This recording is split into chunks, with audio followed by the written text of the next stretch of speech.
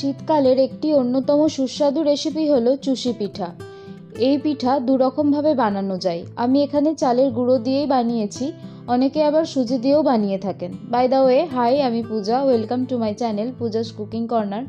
চলুন দেখে নেওয়া যাক আজকের রেসিপি চুষি পিঠা। উপকরণে আমি প্রথমেই নিয়েছি চালের গুঁড়ো 1 বাটি, সিদ্ধ চাল নিয়েছি এখানে, দুধ 500 মিলি, চিনি 1 বাটি, নলেন গুড় অল্প পরিমাণ, নুন খুব সামান্য পরিমাণ।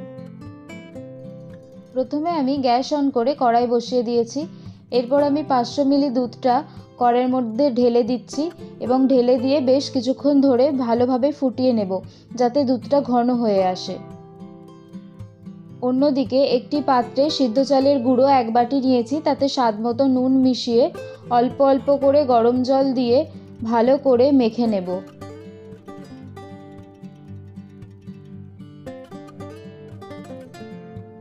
বেশ কিছুক্ষণ ধরে ঠেসে ভালো করে মেখে একটা ডো বানিয়ে নিয়েছি। এরপর ওই ডো থেকে এক টুকরো করে কেটে 2 হাতের সাহায্যে পাকিয়ে ছোট ছোট করে চুষি কেটে নিয়েছি।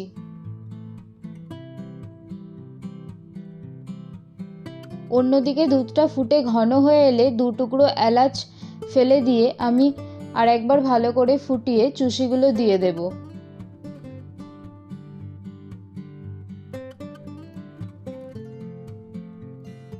চুষিগুলো দিয়ে আবারও বেশ কিছুক্ষণ ফুটিয়ে নেব।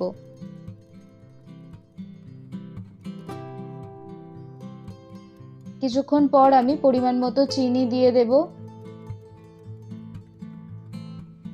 চিনিটা দিয়ে বেশ কিছুক্ষণ ধরে ভালো করে মিশিয়ে নেব।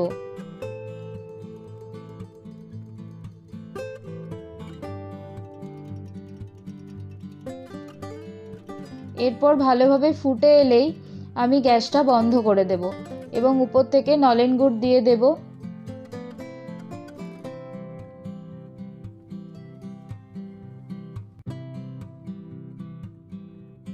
এরপর নলেন গুড়টা ভালোভাবে মিশিয়ে নিয়ে নামিয়ে নিলেই রেডি হয়ে যাবে এই দুর্দান্ত স্বাদের চুষি পিঠা।